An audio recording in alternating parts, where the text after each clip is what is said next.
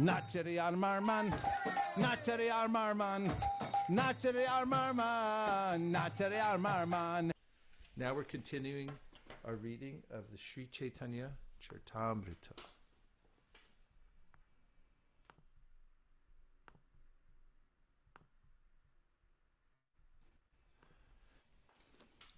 And we're taking up where we left off at text number 41 of the third chapter of the Adi Lila. Tapta hema samakanti prakanda sharira navamhega jinikanta dhvani je gambira. The luster of his expansive body resembles molten gold. The deep sound of his voice conquers the thundering of newly assembled clouds. Dhargya vistare je apanara hata, chari hasto hoy mahapurush vikyata.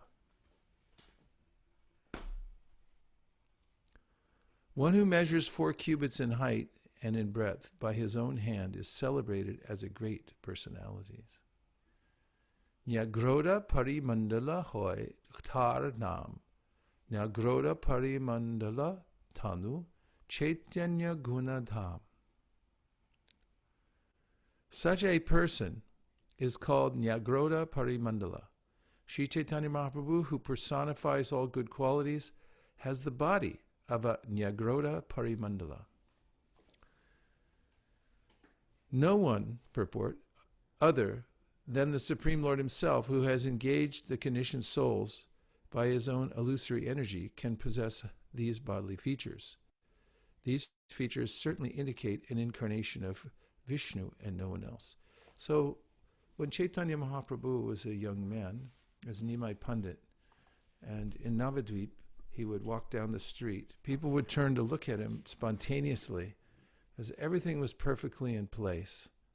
His Brahman's thread appeared to many to be the incarnation of Sheshanag, which it was actually, but it's all opulent, the body of the Lord, the form.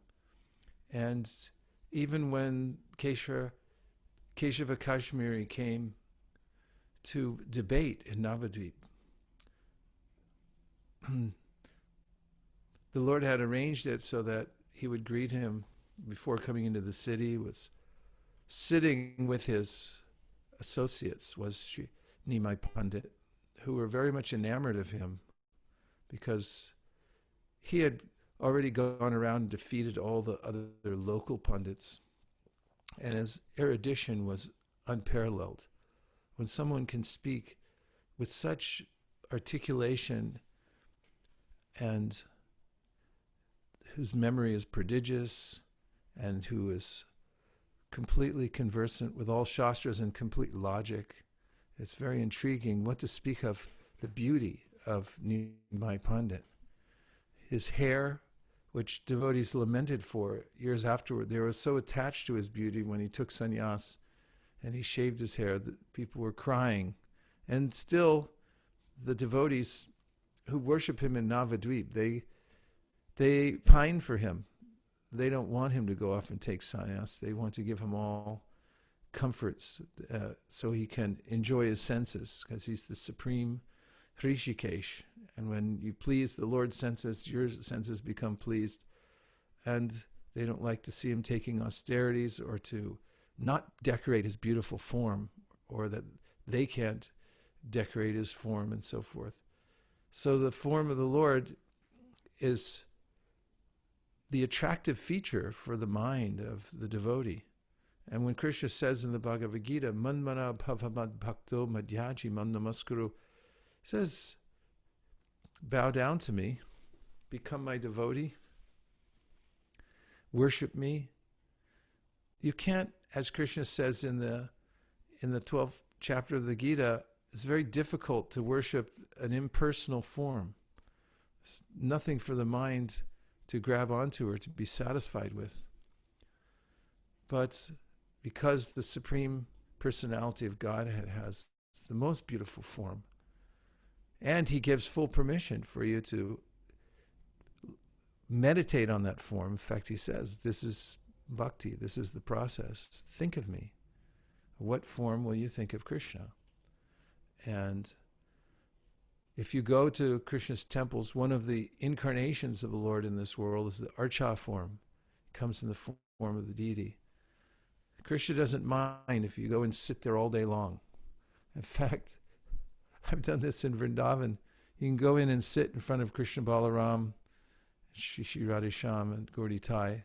Just, it's a hot day. You can sit on the cold marble and listen to the kirtan and just stare at the Lord all day, or as many hours as you can stay there. And it never gets boring looking at their forms. And the Lord never minds. He never says, don't look at me. Even in Mangalarti at Krishna Balaram Mandir in Vrindavan, I noticed that devotees are mesmerized. They come in and they stand as close as they can, and some are hanging even on the railing in front of the altar, and they'll just stand there stupefied, just seeing the form of the Lord. So this is important because in many different processes of religion, we hear that God is the supreme, that he's almighty, he's all merciful, he has qualities and so forth, general qualities we hear about. But then when we ask, let's see his form, say, no, you can't see. It's not possible to see. Of course, in the Shastra, Vedic Shastra, it says, Atashi Krishna namadi na bhaved grayamindriye sevun mukhi jivado swayameva spuratyada. The way to see the Lord is to serve him, starting with the tongue. Then you can really see.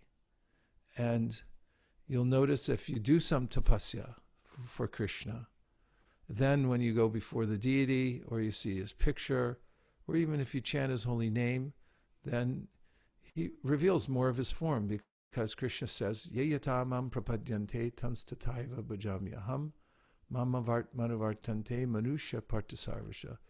As you surrender unto me, I reward you accordingly.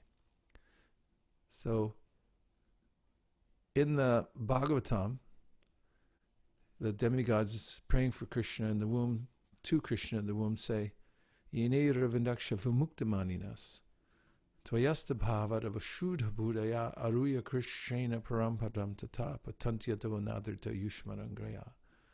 Unless one comes to the point of developing a relationship with that personality of Godhead who has all senses. All senses are perfect. Angani yasya sakalindri vritimanti. And enters into a relationship with him, then there is no liberation, actually. It's all in the mind that I'm liberated. But real liberation comes from here. So the Sri Caitanya Caritamrta is introducing us to this form of Krishna, the Supreme Personality of Godhead, and as Chaitanya Mahaprabhu, and now giving the descriptions of his bodily form. So those who are developing love for Krishna, they relish hearing of these features of the Lord. Just like in this world, if someone falls in love with another, then he or she will want to hear of the qualities of the beloved. Oh, what is she doing? What is she wearing? What does she look like? What is he? What are his features, his strong chin, and so forth? So similarly, when we're advancing in devotional service, these features become more and more attractive. And even if we don't have that attraction yet, by hearing them again and again, they begin to attract our minds. Okay. Ajanulambita Bhuja Kamalalochana Tilapula Jininasa Sudhamshu Vadana. His arms are long enough to reach his knees. His eyes are just like lotus flowers. His nose is like a sesame flower. And his face is as beautiful as the moon. Shanta Danta Krishna Bhakti Nishta Parayana Bhakta Vatsala Shushila Sarva Bhute Sama. He is peaceful, self-controlled, and fully devoted to the transcendental service of Lord Sri Krishna.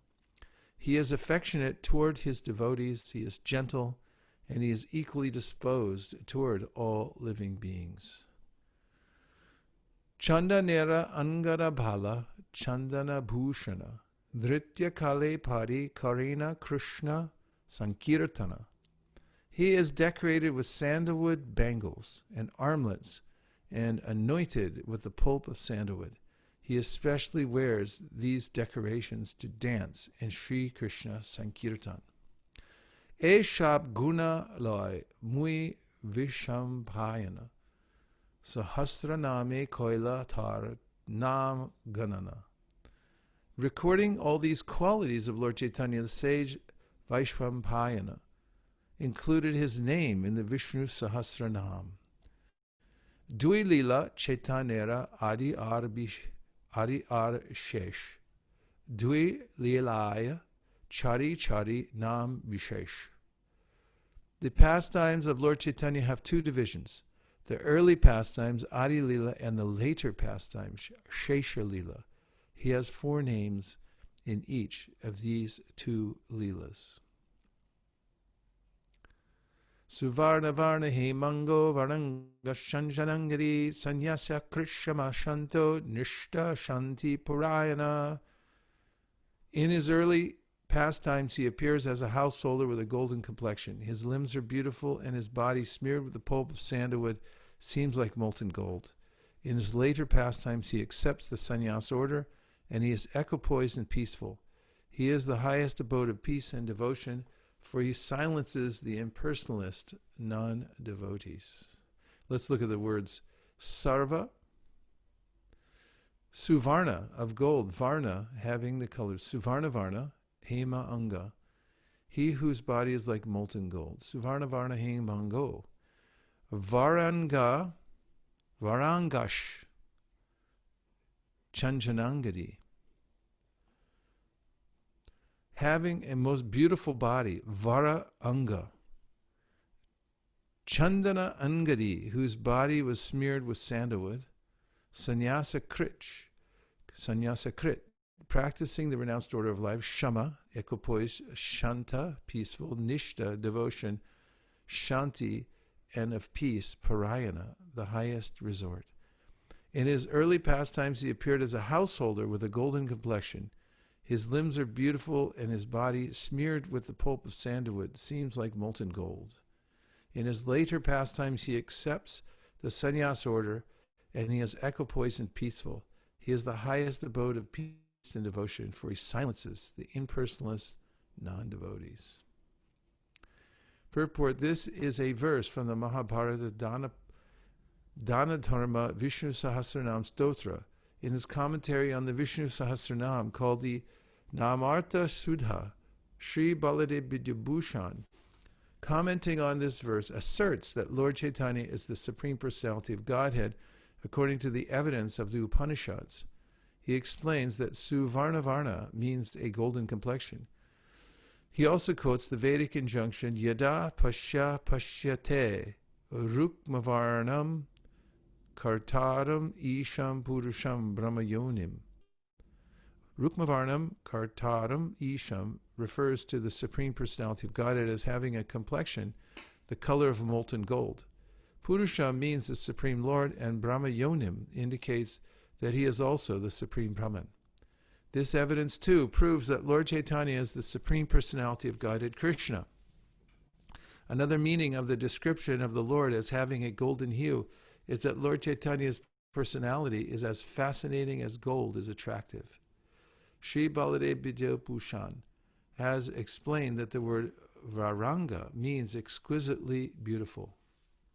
Lord Chaitanya accepted sannyas, leaving aside his householder life to preach his mission. He has equanimity in different senses.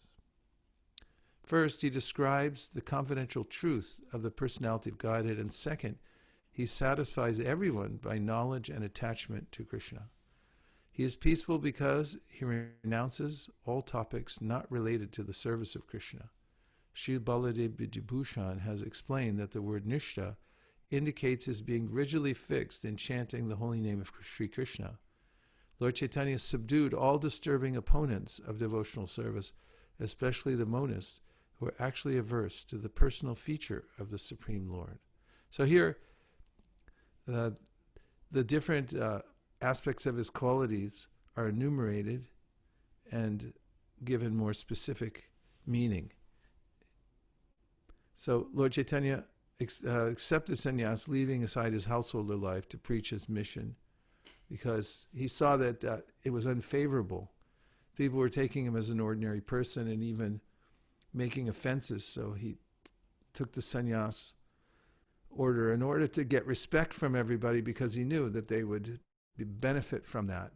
So in that sense, it was utilitarian. Then he has equanimity in different senses. First, he describes the confidential truth of the personality of Godhead. So this is the product of the internal energy. The devotee, Mahatmanas tumam parta daivim prakritim ashrita bhajantyananya manaso gyadva bhuta demaviyam. Krishna says in the Bhagavad Gita, the great souls are under the protection of my internal potency. And Krishna Shakti Vina Nahi Tar Pravartan. Only one who is empowered by the internal potency of the Lord, Krishna Shakti, can teach about Krishna consciousness. So when Chaitanya Mahaprabhu teaches, because he's Krishna himself in the mood of Radharani, it's so satisfying because he's giving the knowledge for which we are always anxious. This is one of the translations of the Shikshashtakam, that through the Sankirtan movement, through following Chaitanya Mahaprabhu and hearing from him and chanting Hare Krishna, one comes to know that information that everyone's hankering for. It actually fulfills the innermost desire of the heart, hearing about the confidential truth of the personality of Godhead. And no one can do that but a devotee. And so when Lord Krishna comes as his devotee, how pleasing is that? Hearing the confidential truth of himself. And second, he satisfies everyone by knowledge and attachment to Krishna, which is there's a mistaken idea generally about spiritual life. One of the conclusions people often jump to is that spiritual life means the negation of the material world. However, it actually means enlightened engagement with the material world, because it's all Krishna's energy. Anasaktasya vishayan yatarham upayunjita nirbandha krishna sambande yuktam vairagyamuchite prapanchikataya buddhya hari sambandhi vasuna mumukshabhi prityago vairagyam palgukatyate. The practical and real philosophy is that because everything can be used in Krishna's service, then when it is, it's transcendentalized. And when it's left behind as being useless, then that's called false renunciation. So Chaitanya Mahaprabhu shows this very practical way to use the whole world in Krishna's service. And Prabhupada, when he came to preach Krishna consciousness, showed by example how this was possible, even for those who came thinking it was something else. For instance, often the young people who first joined in 1966 and 7 said, okay, I'm going to quit my job. And Prabhupada said, no, keep your job. And they were very surprised. You keep working and you give the money to help expand the Krishna consciousness movement. First of all, many young people couldn't have stayed engaged fully. And second of all, he proved through this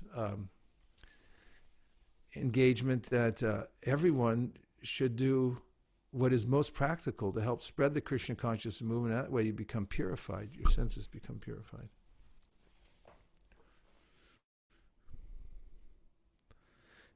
Then, still continuing in that purport,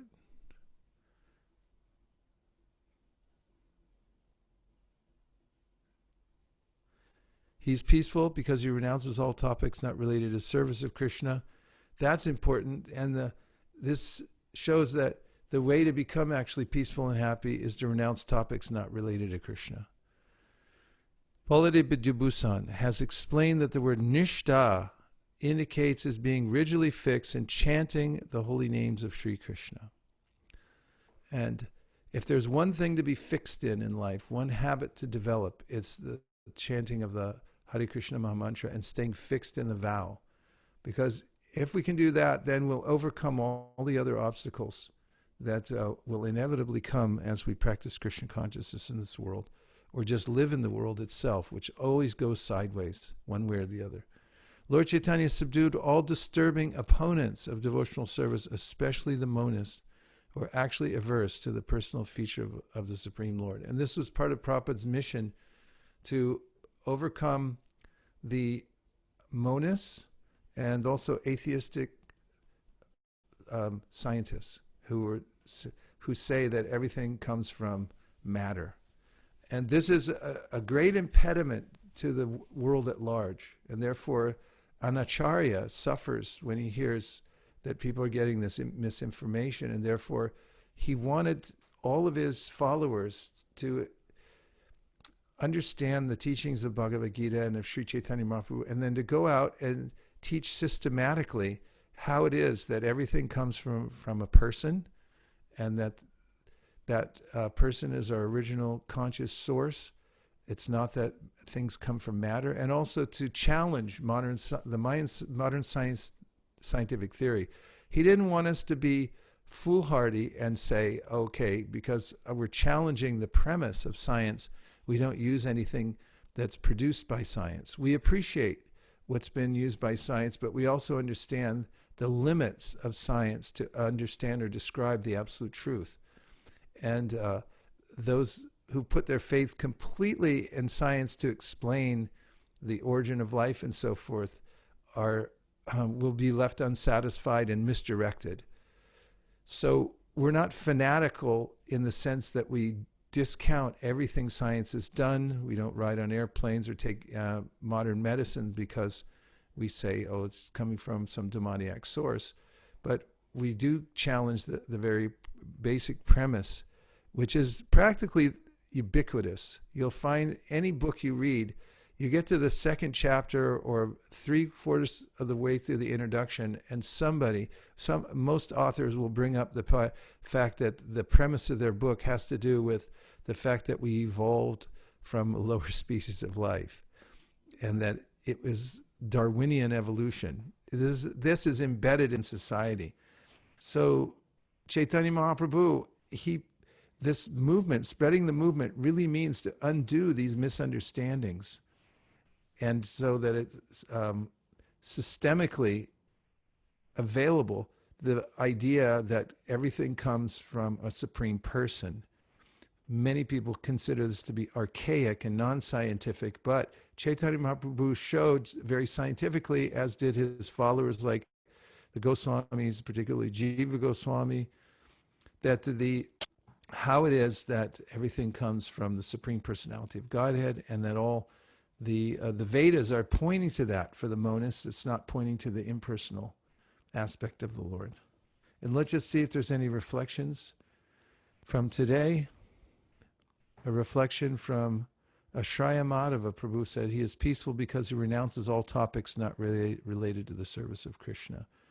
And from a previous class, Kautukarnava said, do we know examples of different Salokya, Samipya, Sarshti, Sarupya, since all Vaikuntha-vasis have same form as Lord Narayan, except for Kushtuba Gem?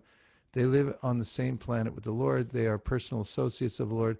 Most probably they have same opulence as the Lord. So what is the difference between the four? Actually, there are multifarious forms in Vaikuntha. This is confirmed Kautukarnava in the Brihat Bhagavatamrita. Let me see if I can just access that for a second. Yes, if you look in the Brihat Bhagavatamrita, in the chapter 2.4.34, Vaikuntha, the spiritual kingdom, there's description there about the Lord's forms.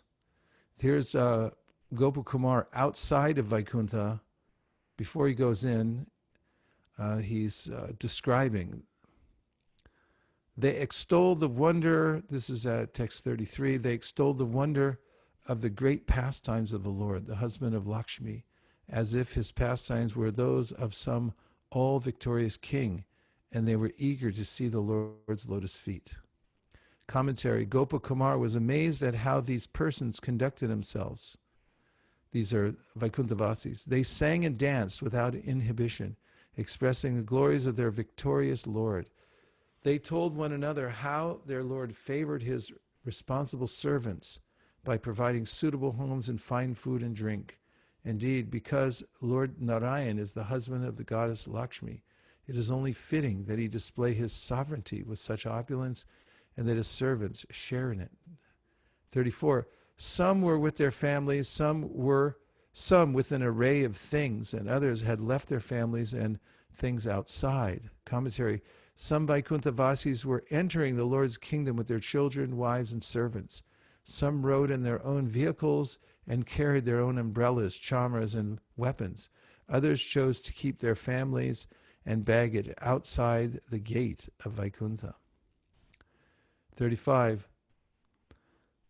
Some had absorbed all that they had into themselves, and like beggars without possessions, they came alone, immersed in the modes of devotional meditation. Commentary: the Vaikuntha devotees who preferred a more meditative mood of service hid within their own transcendental bodies the families and property Lord Narayan had awarded them. So the devotees arriving in Vaikuntha were full in all powers and showed the full range of devotional variegatedness in their pastimes of worshiping the Supreme Lord in perfect ecstasy. 36. Some assumed different forms at different times, with all kinds of ornaments, bodily features, and ways of acting, all exceedingly attractive. Commentary: the Vaikuntha devotees not only acted in many different ways, but also assumed many different forms, including those of animals, birds, and trees. Some devotees would show one form for some time and then change it to another. Some appeared as humans, some as monkeys, demigods, demons, or sages, and some bore the signs of persons initiated into the behavior of the Varnashram system. Commentary: the residents of Vaikuntha are in fact purely transcendental persons. The substance of their bodies is unalloyed Satchidananda. So these residents never belong to the human or any other material species, nor to the limited designations of varnas and ashramas. Still, for the Lord's pleasure, they may assume or relinquish any form at any time. Some of them, therefore, appeared before Gopakumar like members of Vedic society wearing the signs of particular ashrams and varnas.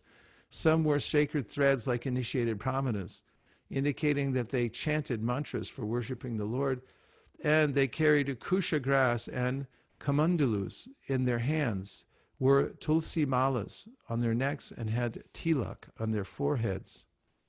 Some looked like Indra, Chandra, or other demigods. Some had 3 eyes, or 4 heads, or 4 arms, or 8, or 1,000 faces. Commentary: some of the Vaikuntha residents looked like the King of Heaven, Indra, with 1,000 eyes on their bodies and thunderbolt weapons in their hands. Others appeared like the gods of the moon, sun, fire, and wind. These demigods headed by Indra are not actually incarnations of the Supreme Lord like Lord Shiva and Brahma, who are especially empowered guna avatars. If required for service to Lord Narayan, the Vaikuntha-vasis can assume the exact forms of ordinary demigods, but empowered incarnations and direct expansions of Narayan such as Anantashesha and Vaikuntha-vasis can only emulate to the extent of copying certain of their bodily features. Later I shall explain to you the reason for this extreme variety of appearances for those who enjoy the moods of devotion to Krishna. Is there anything not beautiful? Commentary: in Vaikuntha, the liberation of Sarupya, having a form similar to that of the Supreme Lord, is available to everyone. We may reasonably expect, therefore, that all the Vaikuntha residents should have 4 arms and look like Lord Narayan. Why then did some of them look like humans, monkeys, and all sorts of other forms of life? Gopakumar later heard from Narada Muni the definitive philosophical explanation for this variety, and in the course of the present narration, Gopakumar will relate that to his own student.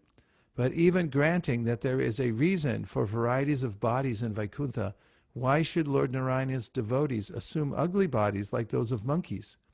In response, it may be said that we know from common worldly experience that anyone who has intense attraction to something cannot help but see that thing as beautiful, no matter what it is. This is also true on the spiritual level. Otherwise, why would the Supreme Lord and his devotees be so attracted to persons like Hanuman and Jambavan? The residents of Vaikuntha transcend everything material. For persons within the material creation, the manifold glories of those residents and the glories of the Vaikuntha world and its master are beyond analogy and beyond the power of words to describe. Commentary. Normally, the varieties of life forms in any realm indicate a vast hierarchy of relative superiority or and inferiority, as Gopakumar saw among the residents of heaven. Such a hierarchy might seem out of place in Vaikuntha, where everyone should be equal on the platform of Satchidananda. Gopakumar wants to explain carefully to his student the real situation, but is afraid of committing offenses by applying material examples to the transcendental reality of Vaikuntha. Therefore, he first gives a disclaimer. Comparisons to things of the known world may help neophytes begin to understand the spiritual world, but can never do full justice to that higher reality. Since the categories of spiritual existence are totally different from those of the material world, spiritually immature intelligence has no power to comprehend them directly.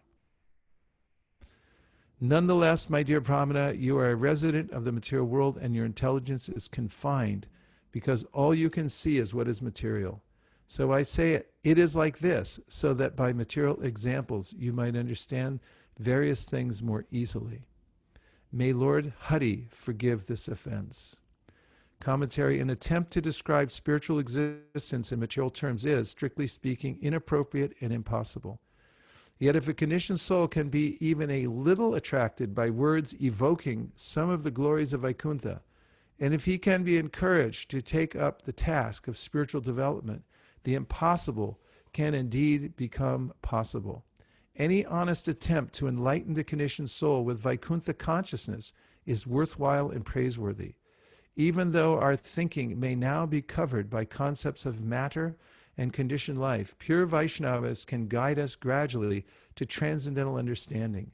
We know from ordinary experience what a king is, so if we can further appreciate the personality of Godhead as the supreme king, we have begun to understand his glories. And he goes on from there, but hopefully that gives you a little more context, Kautu Karnava, in that section. Did that help? Why don't you give your realization in return after having heard that?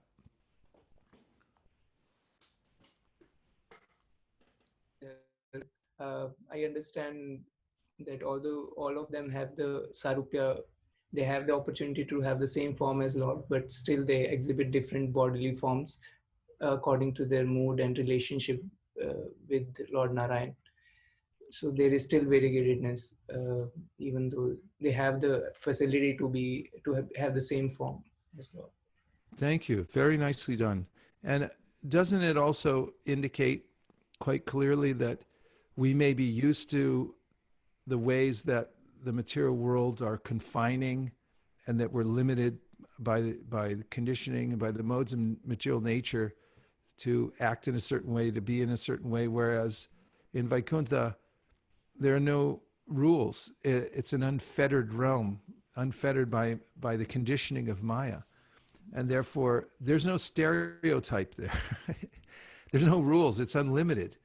And anything can happen, really. And it can change from one the forms are completely malleable.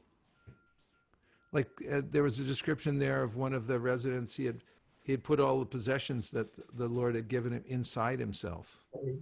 You know,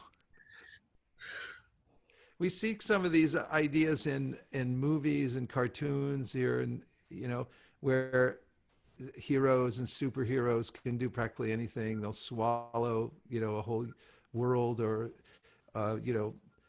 absorb something. But where do these ideas come from of the unlimited? The sense is there because in the spiritual world, all this is reality. Yeah, thanks for asking that important question. Thank you very much. Hare Krishna. Wow. Okay, a few reflections came in.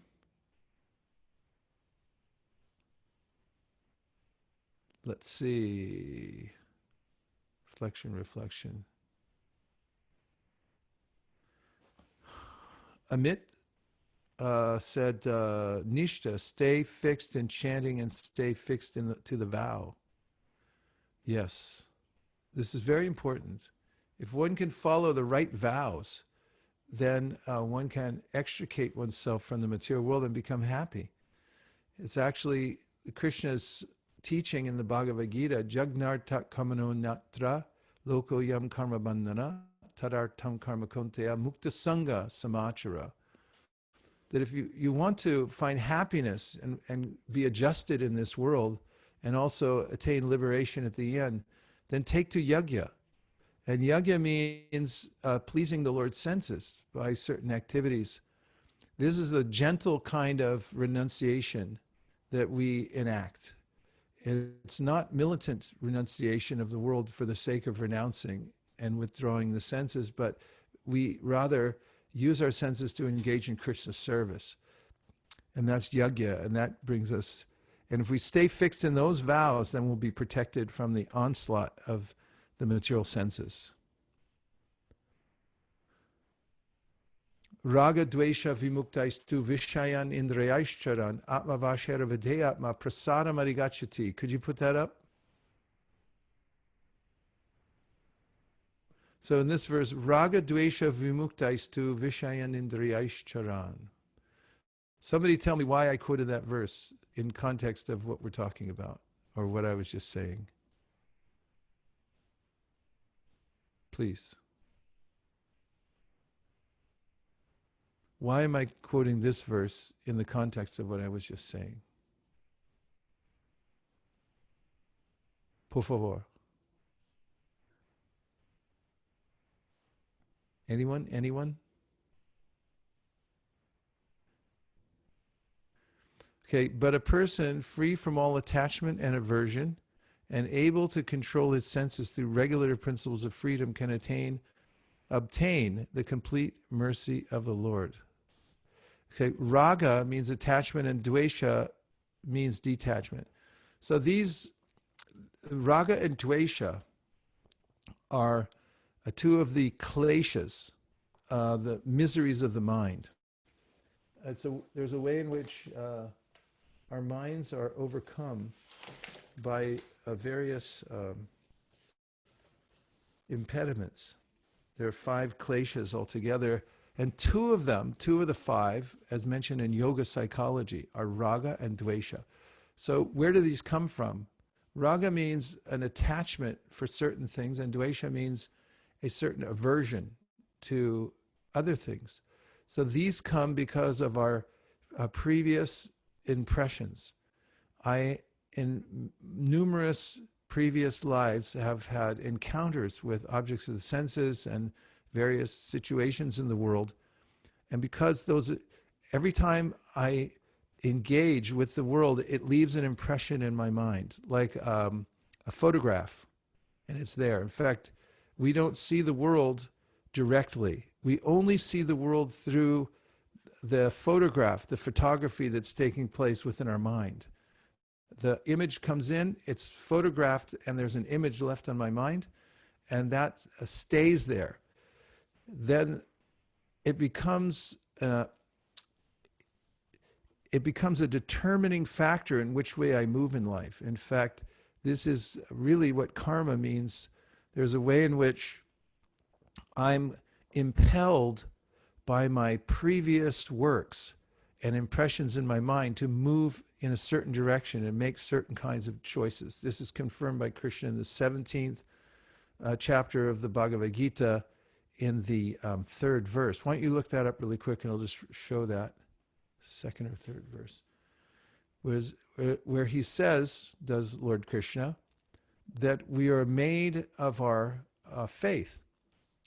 And that means that there it is, Satvanu Rupa Sarvasya Shraddha Bhavati Bharata Shraddha Mayo yam purusho yo yat shraddha sa eva saha.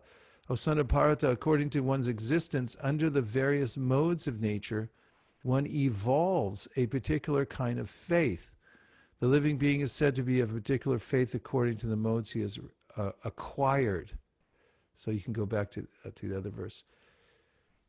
And that acquisition means that we're acquiring these samskars, impressions in our mind, in our chitta. And they come from these vrittis, or waves of impressions that come into the mind. And therefore, because of those previous impressions, I have a predisposition towards certain sense objects and aversion to others. Can anybody think of examples of people you know that have an aversion, natural aversion to certain kind of sense objects, and a spontaneous attraction towards others? Or can you name two of those features in yourself? Cats like cat food. Well, at least they pretend they do. Yeah, cats like cat food. Dogs like dog food. Dogs howl at the moon. What Yeah. else? Aversion to sense objects. Which ones? I want specific. I give you an example. Okay.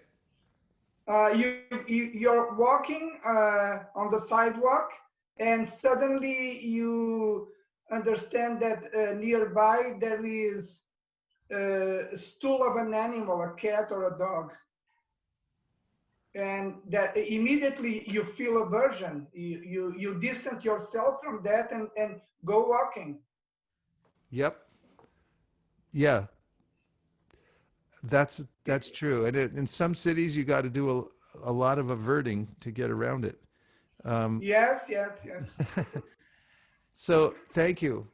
There's natural attraction and aversion. So then I consider I'm free, but actually I'm not free. It's coming from my subconscious mind, these impressions, and therefore I'm making choices based on that. That's confirmed by the verse I showed you from 17.3.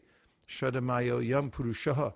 The Purusha has acquired certain kinds of impressions and therefore has a type of shraddha, which means a predisposition towards certain kinds of things and an opposition for others, or an aversion towards others. So going back again to where we were.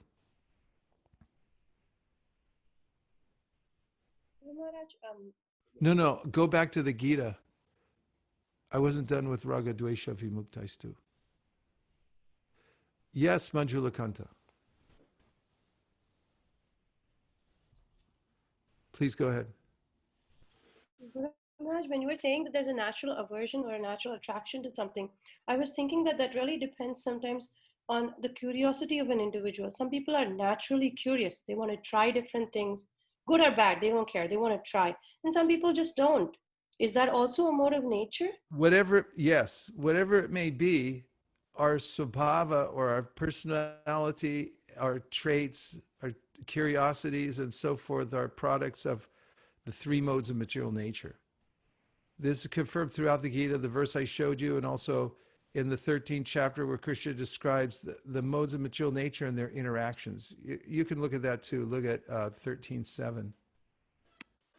And you'll see all the interactions that take place within the realm of the material nature, including the gross matter and subtle matter. 13.7.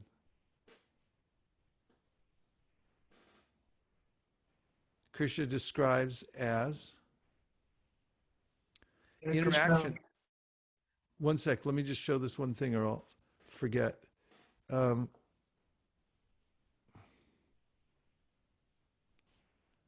Krishna, Krishna, Krishna, Hare Hare, Hare Rama, Rama, Rama. It's probably because it's a series of verses. If you just go to 13.6 or 5, then you can go forward. 6 and 7. 6 and 7. 6 and 7. Thank you. Okay, so here he talks Mahabhutyan Yahankaro. So here he's describing all the material world, right? Mahabhutani ahankaro. So Mahabhutani, it's the great elements, earth, water, fire, air, ether, then ahankaro, and then false ego. Buddhi, more subtle elements, avyaktam, the unmanifested. This is Sankhya, naming all the different parts of the material world. Eva, certainly. Indriyani daishaikam cha pancha chandriya gochara. And then we have the senses, the active senses for acquiring knowledge and for working. Icha dvesha sukham dukam. So Icha means desire, and dvesha means hatred, sukham, happiness, dukam, distress, sangita, the aggregate. You can add curiosity to that list. Chaitana, the living entity, the living symptoms, driti, conviction, etat, all this, kshetram, the field of activity, samasena, in summary, savikaram, with interactions, udharitam, exemplified. Translation is, the 5 great elements, false ego, intelligence, the unmanifested, the 10 senses and the mind, the 5 sense objects, desire, hatred, happiness, distress, the aggregate, the life symptoms, and convictions, all these are considered in summary to be the field of activity and its interactions. So this is the interaction of the field of activities, has nothing to do with the soul. This is the conditioned nature. And I think I misidentify with that through false ego. I think this is me. Oh, I'm this curious little chap, and I like butterscotch ice cream or something like that. But these are all coming from our subconscious samskars, the way we've been conditioned. Other people don't like ice cream. If you go to, yeah, I'm serious. If you go to some countries, they don't like sweets. If you give Indian sweets to Japanese people, they're like, it's way too sweet for them. They have fake sweets in Japan. It's not sweet at all. So, so this raga dvesha. Let's try this one again. Raga dvesha vimuktais. So raga and dvesha, we have this klesha in our mind that's impelling us to make certain choices based on subconscious impulses. Vimuktais, by one who has become free from. 2, vishayan, sense objects, indriyai. So these sense objects are part of the field of activities and its interactions, right? And now, if you, rather than following those impulses and just saying I'm free, which you're not, and saying I'm free to do whatever I want, which you're not either, but instead you follow vidheya atma, you become one who follows the higher authority. You follow the instruction given by the Shastra, by Krishna in the Bhagavad Gita. Then you rise above the limitations of the senses and the conditioning, because you're no longer doing it for yourself. And you may look like you're moving in the world like an ordinary person, but because your intention and your alignment is different, the context is different. So this is important, because context is vital. For instance, if somebody, probably gives this example, if somebody kills another man, he can go intentionally, he can get in some states the death sentence. But if you're wearing a uniform representing your country, and you kill somebody else wearing a uniform representing their country during wartime, then you get a medal and you become a hero that you killed a man. Very good. Bravo. Well done. So you did the same thing, but the context was different. So for those who are moving about the world using their senses and so forth, they're following the regulative principles of freedom. These people are not entangled by their previous impressions, the kleshas within their mind, because they're following the higher authority. Okay, now where are we? Garima says, One habit to develop is chanting Hare Krishna. Other obstacles will be overcome by itself. Yes, and Prabhupada gave this example. If you have a glass full of ink and you pour in more and more milk, then gradually all the ink will be gone and only the milk will remain within the glass. So no matter how dire or desperate or hopeless it seems, it's not. Everything can be overcome by the chanting of the holy name. Guaranteed. And Dadavari says, I like the point, Vishnu Sahasranam, Suvarnamarana He Mango Chanjanangiri. I did this with my father since childhood, but did not know the meaning of Lord Chaitanya's avatar. Yes, very nice. Doing the Vishnu Sahasranam since childhood. What a nice samskar that is, isn't it? Hare Krishna.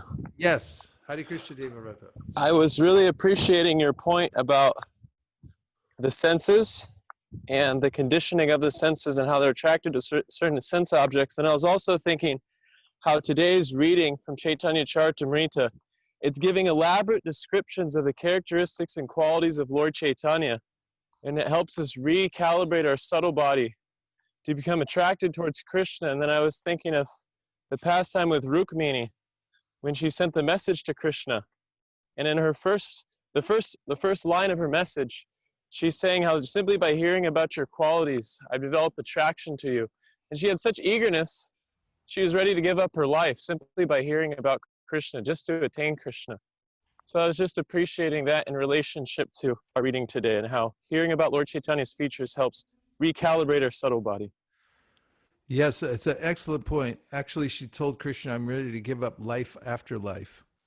If I cannot attain your mercy, then I'll simply perform austerities until I die, and I'll do that life after life until you give me your mercy. And this is the mood or the kind of desire that's required to advance rapidly on the path of devotional service, is to develop this red hot desire, this boiling desire to meet Krishna, to be with Krishna, and so forth. And it begins with hearing about him.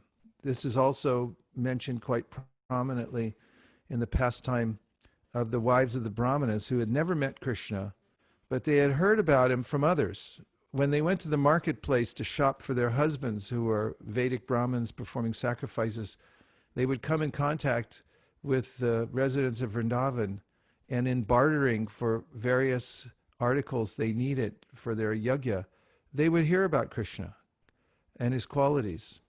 And just by hearing that, they became so attracted that was their intense desire to meet Krishna. Of course,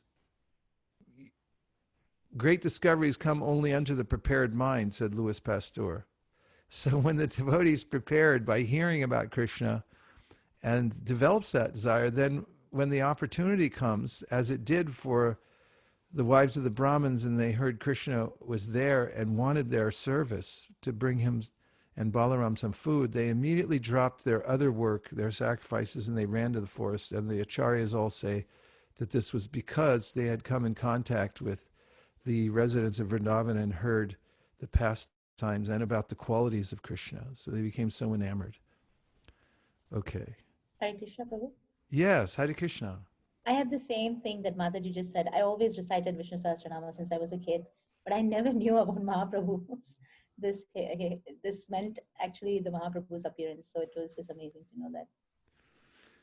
Yeah, well, that's why it's so important to have parampara.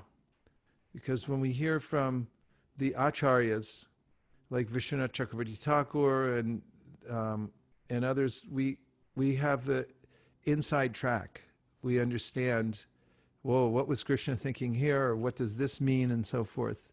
And to actually unlock the meaning of all the scriptures, what to speak of just one verse, the entire purpose is not well known oftentimes.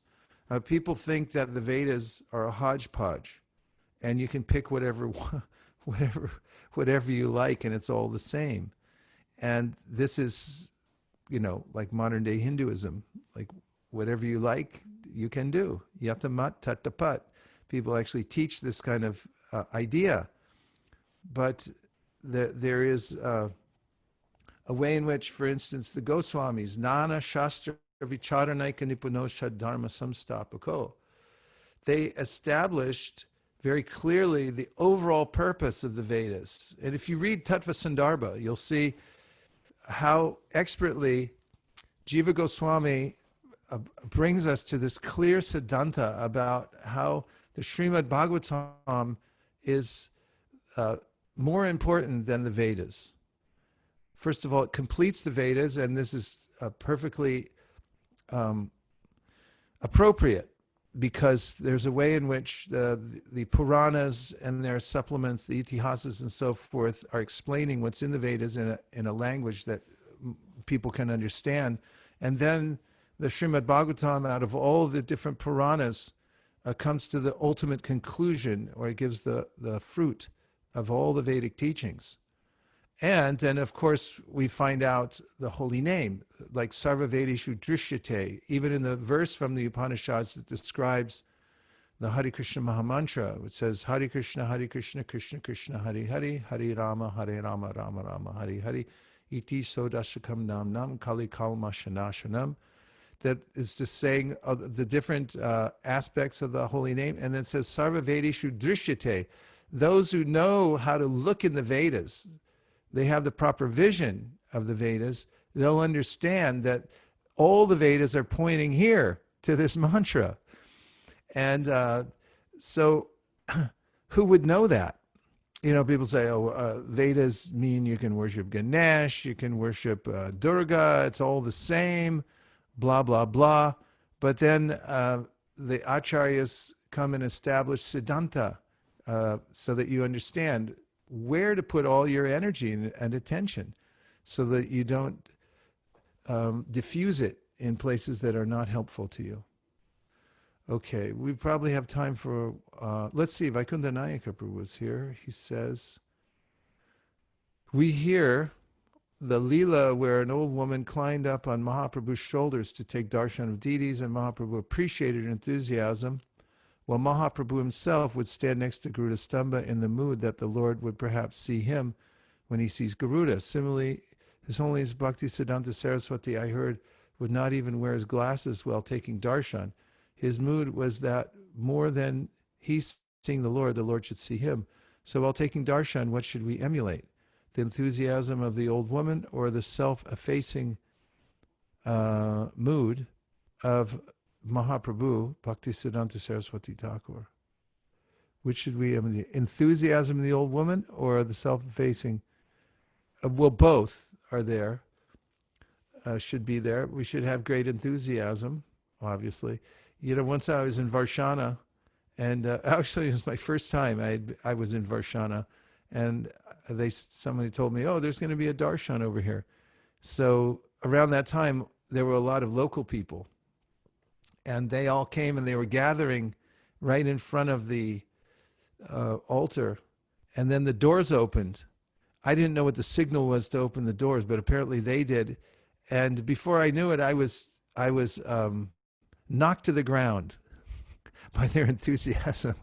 And also in seeing Shri Radha Govinda, we used to go up there every year to Jaipur to go for the Mangal Arti for Shri Radha Govinda. I remember the first time I was there thinking, okay, this is the end. This is where I end my life. Because 3,000 people in Mangal Arti, and when they brought out the lamp, they don't pass it around, but the Bajari holds it out, and everyone surges for it. And literally, I was smashed in the middle, and I thought, this is it, right in front of the deities, I'm gone, you know. But actually, in both cases, I felt this surge of spontaneous energy come through my body, and I thought, wow, these are real devotees here. What am I doing in the midst of them, first of all? And second of all, I felt like because they touched me, pushing me out of the way to see the deity or to get the lamp, I actually got some kind of benediction went into my body from that spontaneous attraction. So Utsahan is always auspicious, actually. It's always auspicious when you apply it to the Lord. then it's even more auspicious. But we should always have that mood of, for instance, sometimes if someone dresses the deities and then they come in and they take pictures, which is, it's fine to show, to remember what you did and how you dress the deities and stuff. But if you start thinking in terms of, I'm going to show off that I'm the best or something like that, and when you come before the deities, if your enthusiasm can be misplaced also. If you're thinking, oh, I'm the best kirtan leader, listen to me, or you have a misplaced mood, then you miss out on the sweetness of actually being seen by Krishna in the mood, if your mood's not correct. So these are indicative of different moods. It's not that Srila Bhaktisiddhanta is not enthusiastic like that woman when he comes to see the deity, but he's also expressing that enthusiasm in another way by showing that this is my surrender. I'm here as your servant. You please, you see me. Okay, so we've come to that bewitching hour, 10 o'clock. A time for us to stop. And I thank you very much for taking your whole morning to come together to chant and hear. And now let's have the Guru Puja. Maharaj, Yes? Maharaj, I have question. Like in 2.64, you have read the purport. Here, Prabhupada is referring that, but a person free from all attachment and aversion and able to control his senses through regulative principles of freedom can obtain the complete mercy of the Lord. What is mean by the complete mercy of the Lord? It means that one will develop one's relationship with Krishna, because when this is the greatest need of the Lord and the greatest prasad of the Lord, the greatest favor of the Lord, is that he allows us to serve him and to know him, to enter into a relationship with him. So the complete mercy of the Lord is expressed in many verses where Krishna talks about how you can enter into his service. For instance, samaham sarvabhuteshu name dvesho stinapriya ye bhajanti tumam bhaktya mai te teshu chapyaham. These are very personal exclamations by the Lord, where he's saying that if I'm equal to everybody, if you just ask me for something, I don't discriminate. I give whatever you want. But he says, ye bhajanti tumam bhaktya. If you start to worship me very seriously, then you're in me and I'm in you. You become inseparable. And so this is a great mercy of Krishna to the practitioner.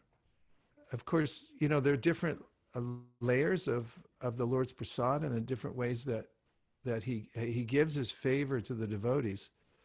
But the point is, if you dedicate yourself to Krishna's instructions and consider yourself his devotee, then you'll have a very auspicious life.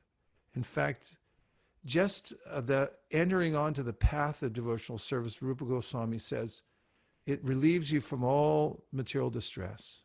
It's the beginning of all auspiciousness. It puts one in transcendental pleasure right away. Then he goes on, there are three even more advanced positions as one advances in devotional service, that you'll be able to attain that which is rarely achieved, and you won't desire even liberation from the material world. Imagine that I don't even care if I get free from the material world. As Lord Caitanya Mahaprabhu said in his Shikshashtakam, that I'm not asking for liberation even, because I'm so happily situated right where I am serving that it's not an issue for me. And this mood is very exclusive. It's the only way to attract Krishna. So if you dedicate yourself to Krishna and to the ways that he is asking you to reform your life, then he becomes very dear to you and you become dear to him. And that's the mercy of the Lord. That's the prasad. Maharaj, here Lord is saying that you have to be free from all attachment. But bhakti is all about attachment. We have to attach to our guru. We have to attach to our parampara. So are these two are not contradicting themselves? Well, they seem to be, but actually they're not. And that's what Krishna describes in the Bhagavad Gita when he says, one who sees action in action in inaction, one who sees action in inaction and inaction in action is really someone who sees clearly. Because when you're doing akarma, it means you're not, the result isn't sticking to you because your motive is different. And so when you become attached to the Supreme Personality of Godhead, then actually you're attached to reality. Reality is beautiful and it's beneficial to be attached to reality. Whereas, as it is said in the 10th canto, 14th chapter by Lord Brahma, those who don't have this attachment to Krishna, their house itself becomes a prison. All their attachments to their relatives become foot shackles. But look at the residents of Vrindavan and Vraj. They're attached. They have a little town. They didn't want to leave it. When they went to Kurukshetra, Krishna says, "Here I am." And they said, No. We want Vrindavan. They're attached to that village. They have pots and pans and houses and bullocks and everything else, and they're attached to it, but they don't like it without Krishna. So that attachment is liberating, whereas the attachment that's based on selfish desire to the material world, that is the cause of bondage. Gaur Premanande Hari Hari Bo. Nachari Armarman, Nachari Armarman, Nachari Armarman, Nachari Armarman, hey, Nachari Armarman, Nachari Armarman, Nachari Armarman, Nachari Armarman.